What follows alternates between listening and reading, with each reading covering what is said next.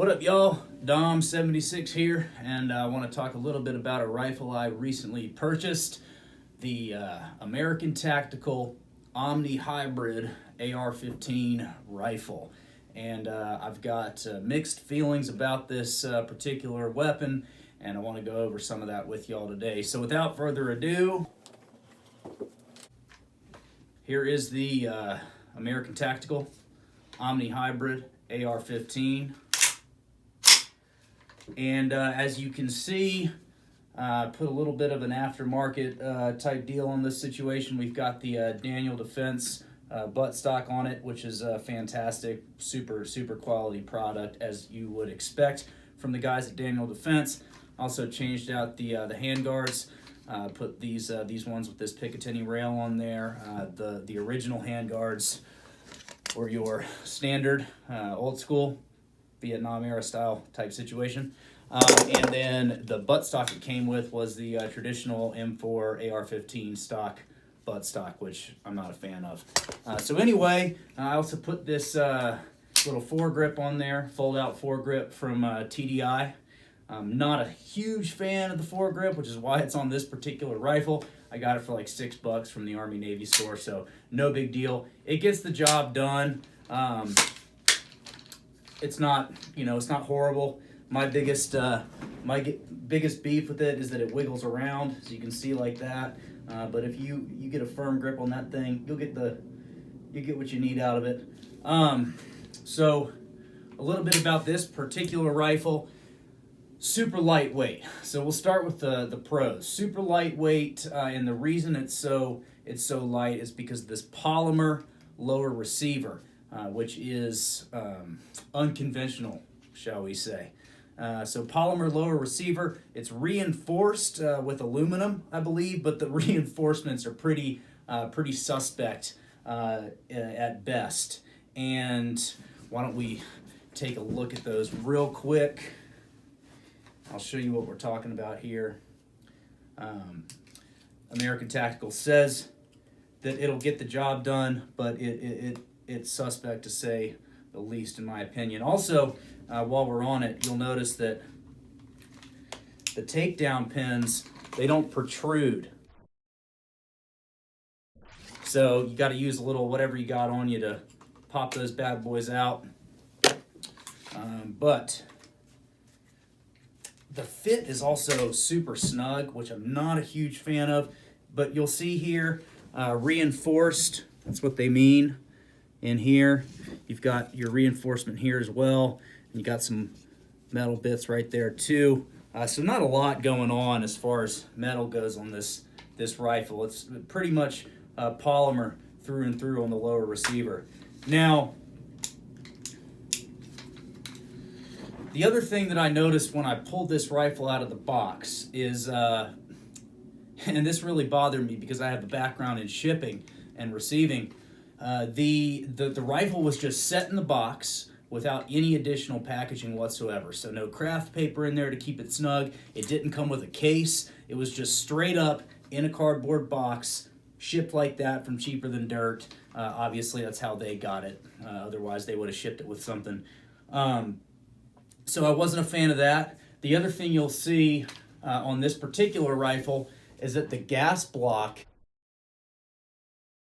is crooked. So the gas block is pointing to the right when you're looking down your line of sight there. Gas block is a little wonky, and I wasn't super impressed with that at all.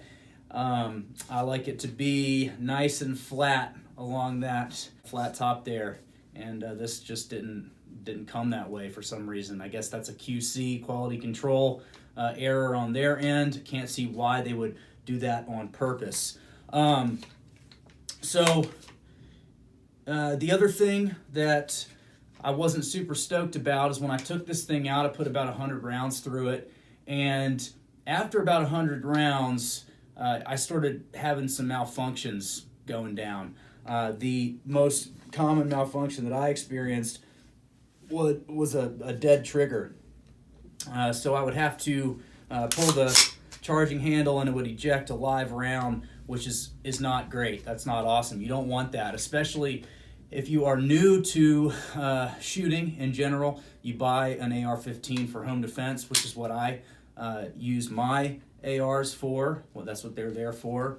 And you have a malfunction like that, it's going to be difficult for you to fix that malfunction on the fly unless you have a background in shooting. I obviously did plenty of drills surrounding the malfunction of rifles when I was in the Marine Corps. Anybody with a military background is more versed in that, and also if you are an enthusiast, a civilian enthusiast, and you've done a lot of shooting, you'll know what to do. But if you're just a average citizen trying to get the job done in your time of need, as unfortunate as that may be, if you have a malfunction, it's going to be difficult for you to fix that on the fly. Even something as simple as just pulling that charging handle, ejecting that live round that's sticking for whatever reason, and then putting rounds down range. So wasn't impressed with that at all.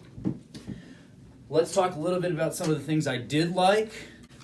As you'll see, there's a big flare down here on this magazine well, which I am a fan of. It helps guide that magazine in real nicely. What's not super awesome is that once the magazine is in there, it has a lot of give there, so it wiggles around, which I really don't like, especially if you're trying to use that magazine well or magazine as a foregrip if you ever need to. You know, that's not a super firm hold on that. You know, it's I'm just not a fan of that by any means. But other than that, shooting wise, like I said, put about 100 rounds through this bad boy, and I was getting about 4-inch groups from 75 yards, which it's not what I look for when I'm out with my DDM4 or something along those lines. I'm sure y'all know what I mean by that, but for this particular firearm, 4-inch groups at 75, I didn't hate that, as long as I'm hitting those 3-inch, 2-inch groupings when I'm shooting from 15 to 20 yards, which is really what it comes down to from a home defense perspective. So I didn't hate the accuracy of the weapon by any means. Other than the malfunction that I explained earlier, I didn't have a whole lot go wrong. So on a scale of 1 to 10, I'm going to give it a 4.